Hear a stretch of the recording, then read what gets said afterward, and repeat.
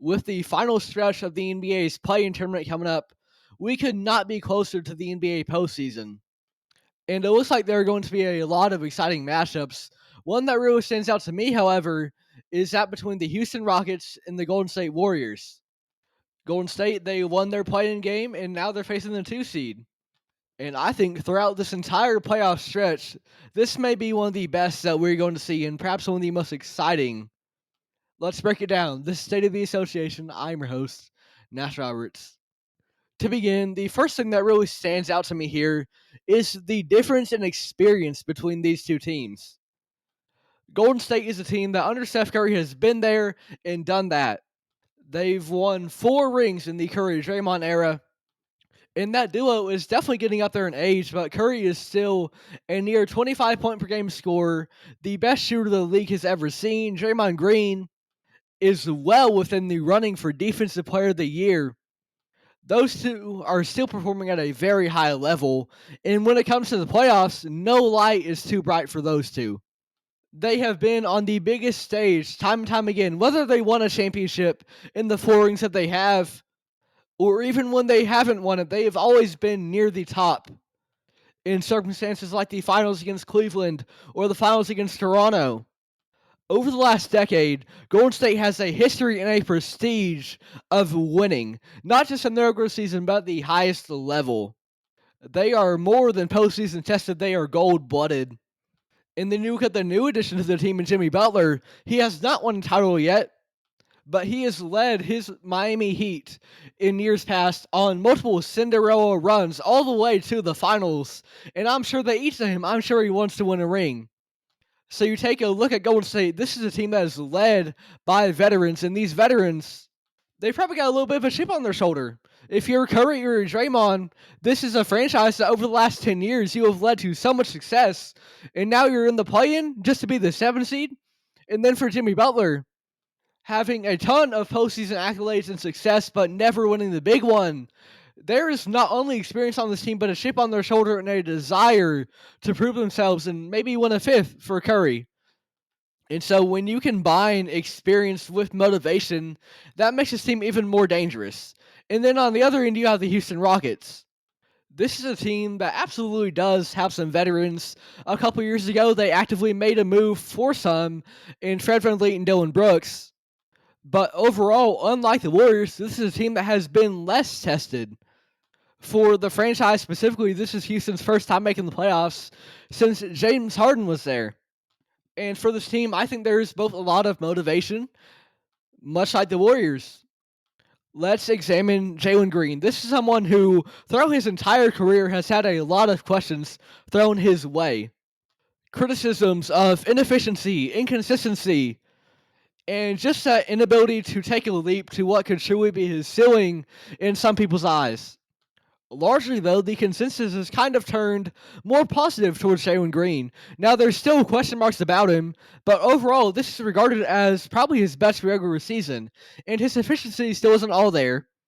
But he is making more efforts, especially on the defensive end of the ball, to be a better all-around player as opposed to just a streaky shooter. But for Jalen, I think a lot of the test is going to come in the postseason. This is an atmosphere that is often make or break for stars. And so having a really good playoff series or a really bad playoff series could really define his legacy in Houston as well as his future in the NBA if this is someone that teams really want to commit to or they're going to have some hesitation in doing so. For Alperen Sengun, this is someone who has drawn comparisons to Nikola Jokic. And obviously, when those comparisons are made, it is in reference to his playstyle, and not necessarily that he is the caliber of player that Jokic is, but in having comparisons to a generational kind of player, a potential 4-time MVP. If you don't at least moderately live up to that, anything you do is going to be seen as disappointing. If Alperen Sengun gets to this postseason and has a bad postseason run individually, then he's going to face a lot more criticism as someone who drew comparisons to Jokic as opposed to someone with lesser expectations. Then you add in some even younger players like Amen Thompson, who is an incredible defender. But as a guard in this modern league, you are required to be able to shoot the ball well. And to this point in his career, Alperen Thompson has really struggled with that. And so come postseason time, if he can get up to just a little bit closer to average efficiency from beyond the arc, that makes him a lot harder to guard, a lot more to focus on, as opposed to a 27% three-point shooter.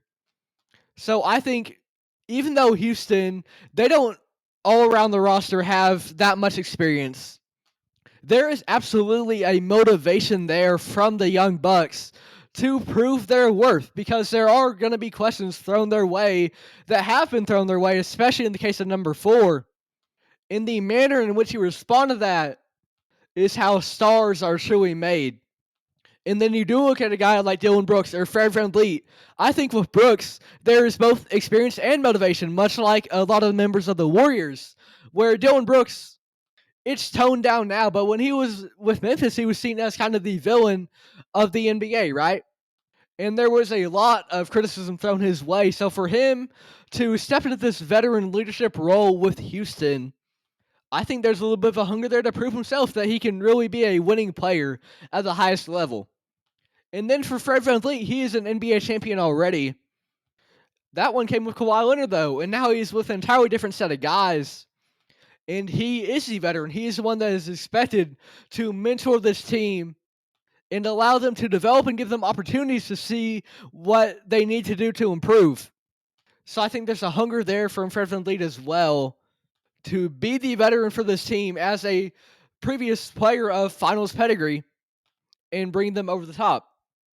Now, how realistic is that? We'll only see with time. But there's absolutely that motivation there.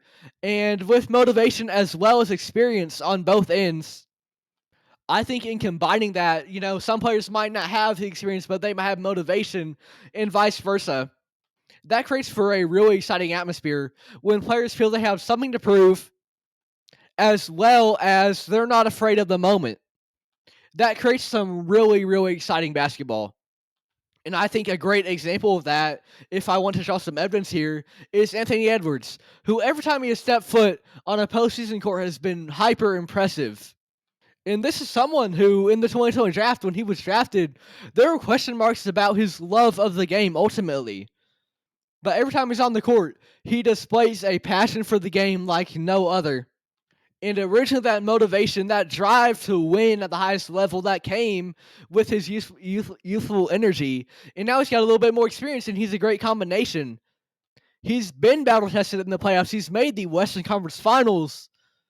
Him and Minnesota have had a juggernaut in Denver. They've had their number.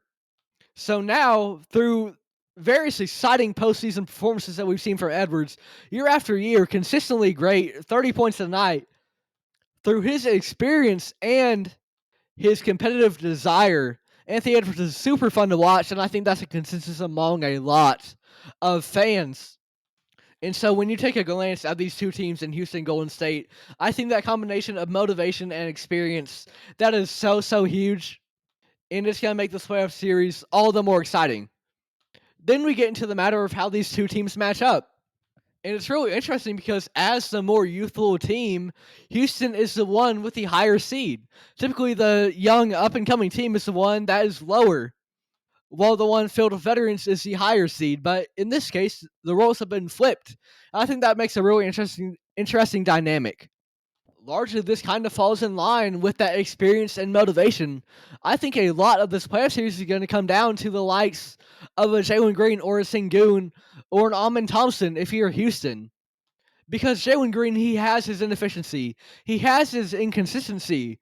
But in general, this is someone that is a go-to scoring option for your team. And you absolutely need him to show up in the playoffs. For Alperen Sengun, Draymond Green is listed on the depth chart as the Warriors starting center.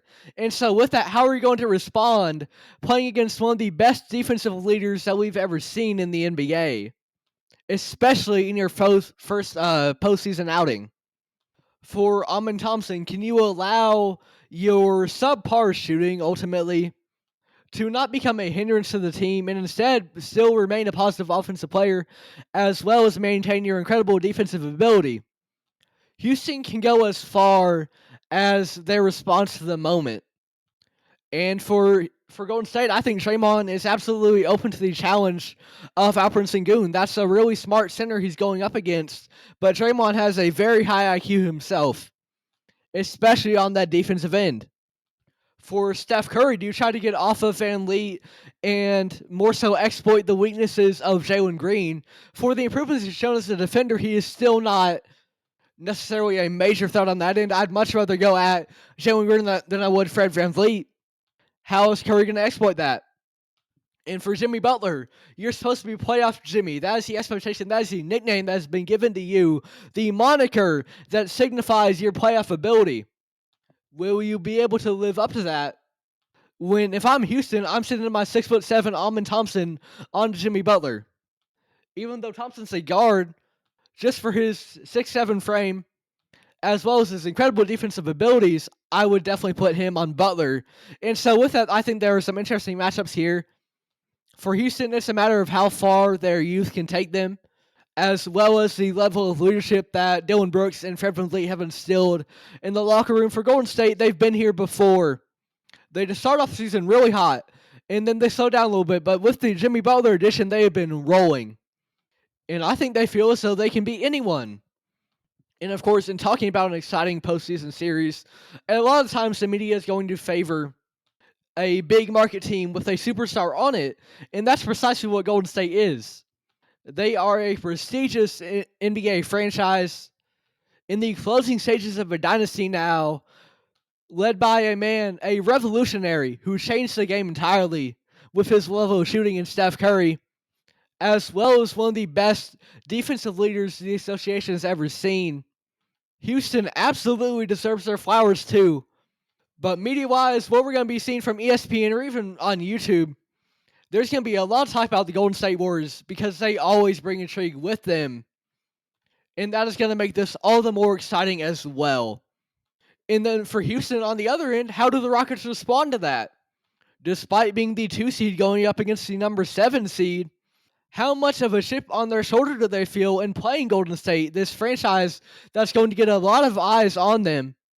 So not only is it a postseason setting, but you're also playing a team that has won 4 championships in the last decade.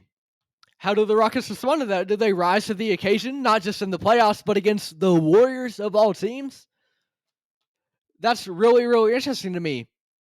And overall, this all combines from motivation and experience to major media intrigue to potential matchups and certain individual performances and how they are going to perhaps do.